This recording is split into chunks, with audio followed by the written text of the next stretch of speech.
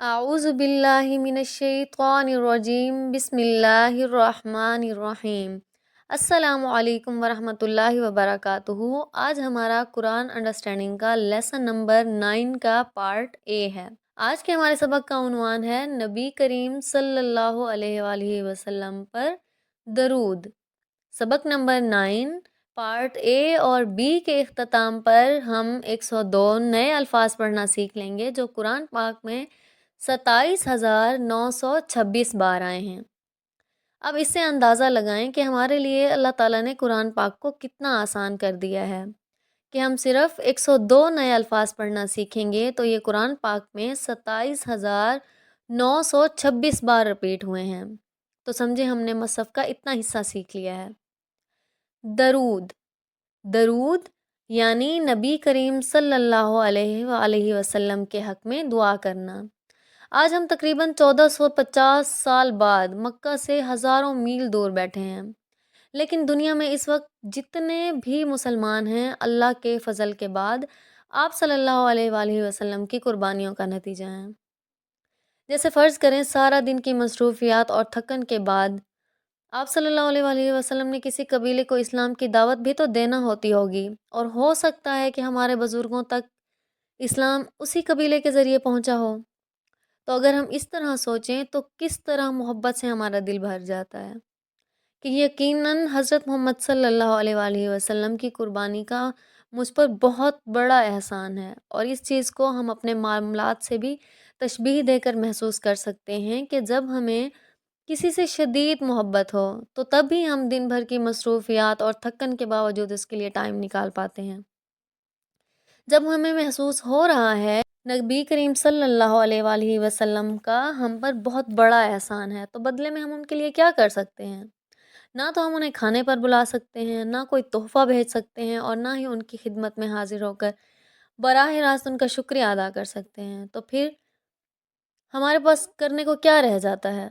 صرف یہی کہ ہم ان کے لیے دعا کریں، ہم انہیں دعا جیسا نذرانہ پیش کریں۔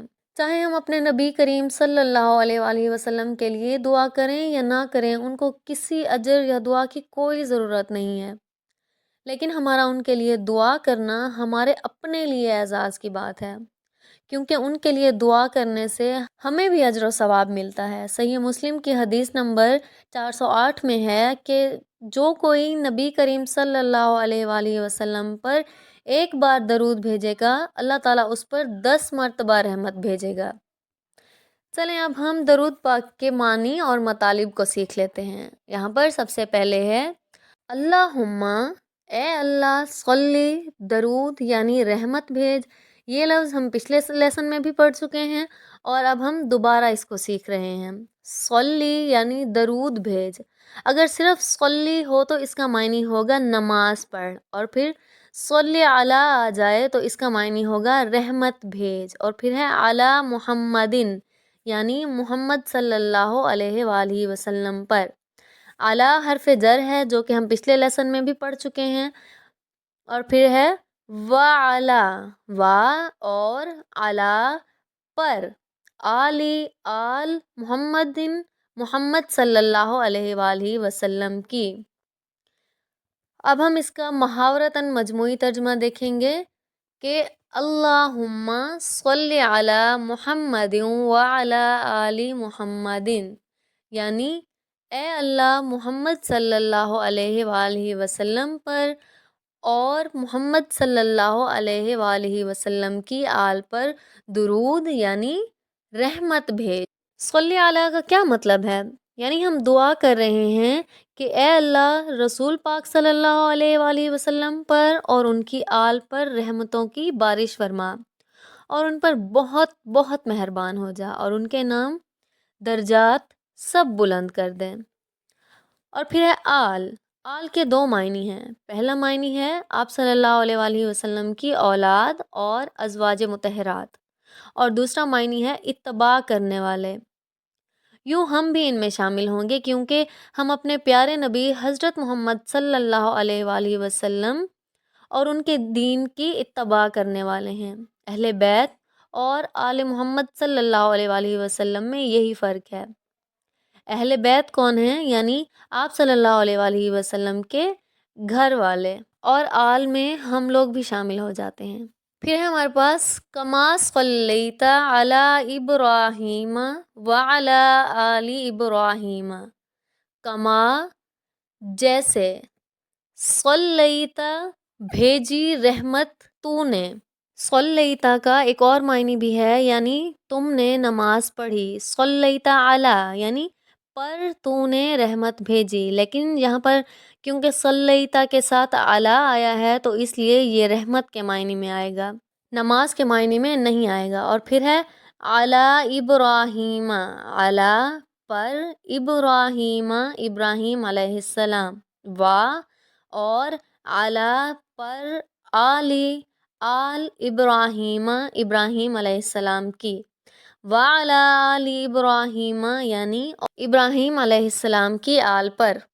اب ہم اس کا محاورتاً مجموعی ترجمہ دیکھیں گے کہ کما صلیت علی ابراہیم وعلی آل ابراہیم یعنی جیسے تو نے ابراہیم علیہ السلام پر اور ابراہیم علیہ السلام کی آل پر رحمت بھیجی۔ ابراہیم علیہ السلام پر اللہ تعالیٰ کا ایک ایسا فضل و کرم ہے جو صرف انہی کے لیے خاص ہے، اور ایسی فضیلت انبیاء میں سے کسی کو حاصل نہیں ہوئی، یعنی ابراہیم علیہ السلام کو اللہ تعالیٰ نے ایسی امامت دی، ایسا مقام دیا جو دنیا میں موجود سب مسلمان، عیسائی اور یہودی انہیں نبی مانتے ہیں۔ 1,24,000 انبیاء، رسول اور پیغمبر کو ماننا ہمارے ایمان کا حصہ ہے، لیکن یہودی عیسائیوں کے نبی کو نہیں مانتے اور عیسائی یہودیوں کے نبی پر ایمان نہیں رکھتے، لیکن ابراہیم علیہ السلام کو تمام مسلمان، یہودی اور عیسائی نبی مانتے ہیں۔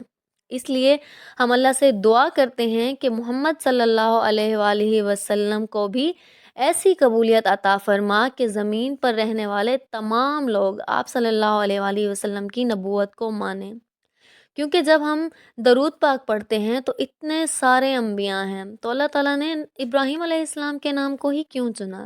اگر ہم غور کریں تو یہ سوال تو ہمارے ذہن میں آتا ہے نا، تو اس کی یہی وجہ ہے کہ آپ کو سارا عالم نبی مانتا ہے۔ ہمیں دعا کرنی چاہیے کہ اے اللہ ہمیں آپ صلی اللہ علیہ وآلہ وسلم کے پیغامات کو پھیلانے کی توفیق عطا فرما، تاکہ تمام لوگ آپ صلی اللہ علیہ وآلہ وسلم کی نبوت پر ایمان لائیں۔ الغرض درود پاک خالصتاً ایک دعا ہے، یہی وجہ ہے کہ ہم اللہ کے نبی کے حق کے لیے دعائیں کرتے جا رہے ہیں، اور جو ایک بار درود پڑھے اللہ کی طرف سے 10 مرتبہ رحمت کا وعدہ ہے۔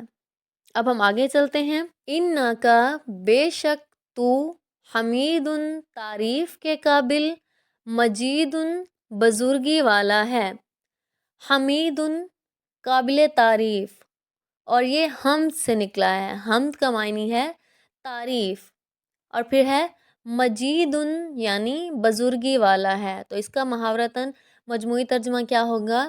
بے شک تو تعریف کے قابل، بزرگی والا ہے، حمید یعنی تو قابل تعریف ہے کیونکہ تو نے محمد صلی اللہ علیہ وآلہ وسلم کے ذریعے ہمیں دین کا علم سکھایا، اور مجید یعنی تو عظمت اور بڑائی والا ہے، صرف تو ہی حضرت محمد صلی اللہ علیہ وآلہ وسلم کو بہترین اجر دے سکتا ہے۔ ہم اللہ تعالیٰ کی تعریف ان کے شایان شان تو نہیں کر سکتے، لیکن ہم حمید اور مجید جیسے پیارے ناموں کے ذریعے اللہ تعالیٰ کی عظمت اور بڑائی بیان کرنے کی بھرپور کوشش کر رہے ہیں، کیونکہ صرف اللہ ہی اتنا بڑا ہے کہ وہ ہمارے نبی کریم صلی اللہ علیہ وآلہ وسلم کو بہترین اجر دے سکتا ہے۔ پھر آگے ہے اللہم یعنی اے اللہ بارک برکت عطا فرما۔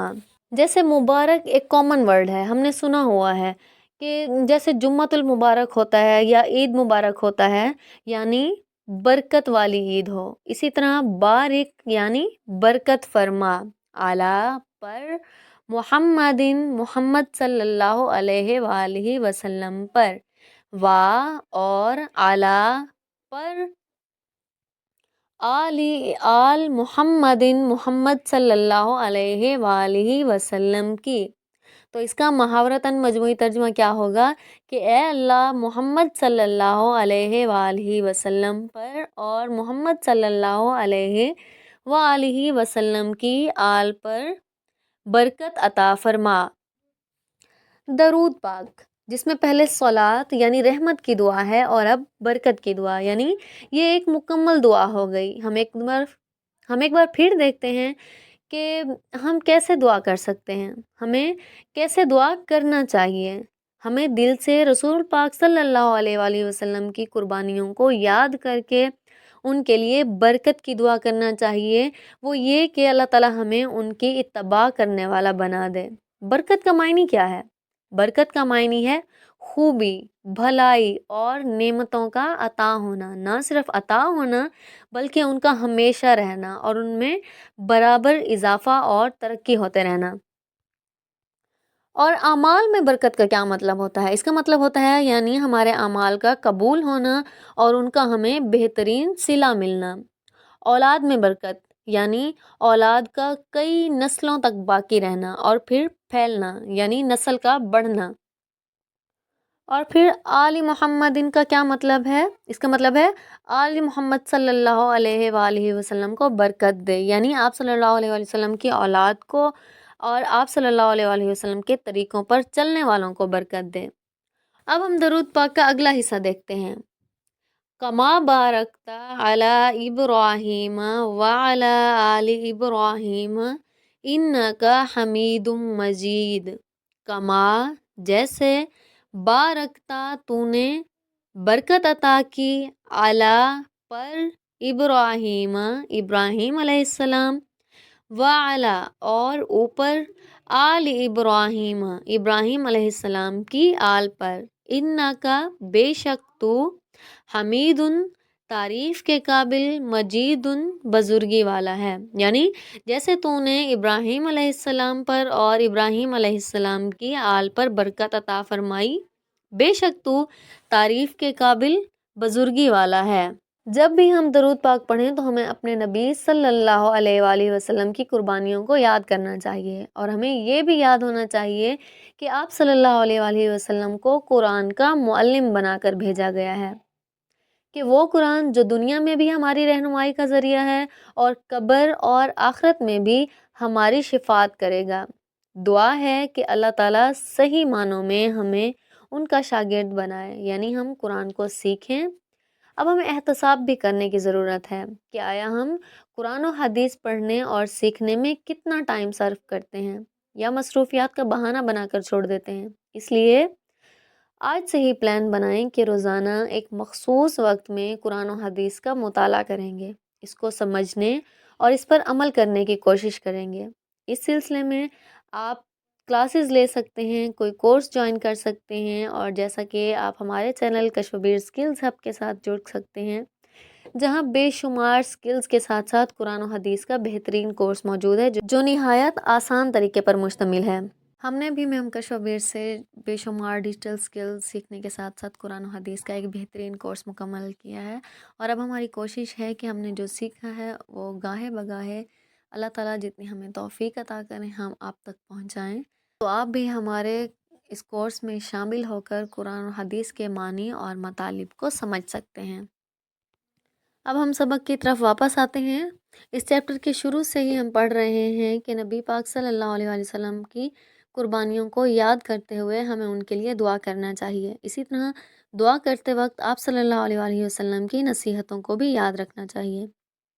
صحیح بخاری کی حدیث 3461 میں ہے کہ آپ صلی اللہ علیہ وآلہ وسلم نے فرمایا، بلغوا عنی ولو آیا، یعنی پہنچا دو میری طرف سے چاہے وہ ایک آیت ہی کیوں نہ ہو۔ مگر ہم کس طرح پھیلا سکتے ہیں جب ہمیں خود ہی سمجھ نہ ہو، جب ہم خود ہی نہ سمجھ پا رہے ہوں؟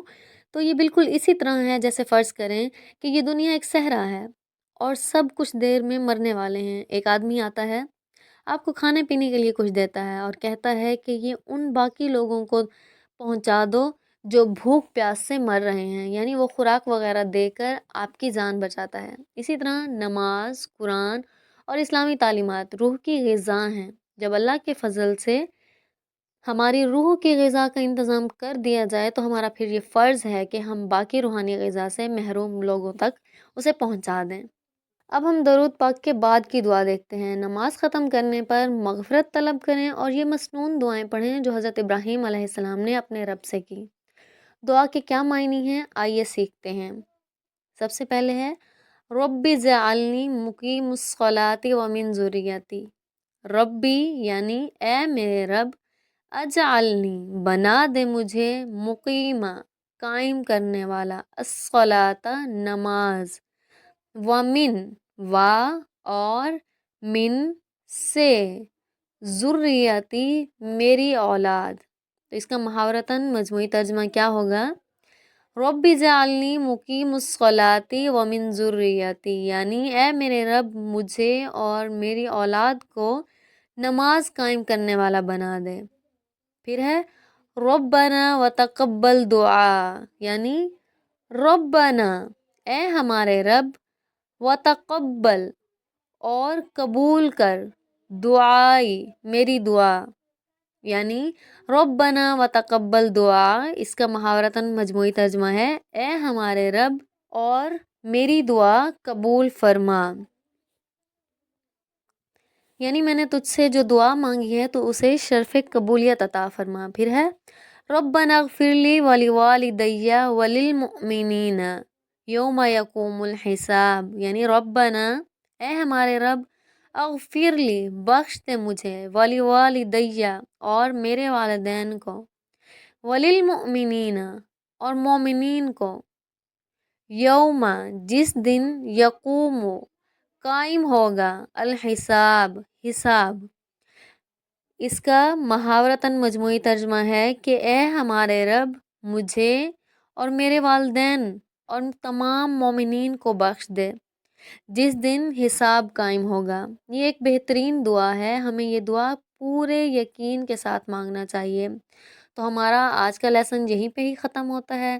مجھے امید ہے کہ آپ کو آج کے لیسن سے بہت کچھ سیکھنے کا موقع ملا ہوگا، اور آج کے لیسن میں ہم نے جو سیکھا ہے انشاءاللہ وہ آپ اپنی زندگی میں شامل کرنے کی کوشش کریں گے۔ انشاءاللہ ملتے ہیں اگلے لیسن میں، تب تک کے لیے اللہ حافظ۔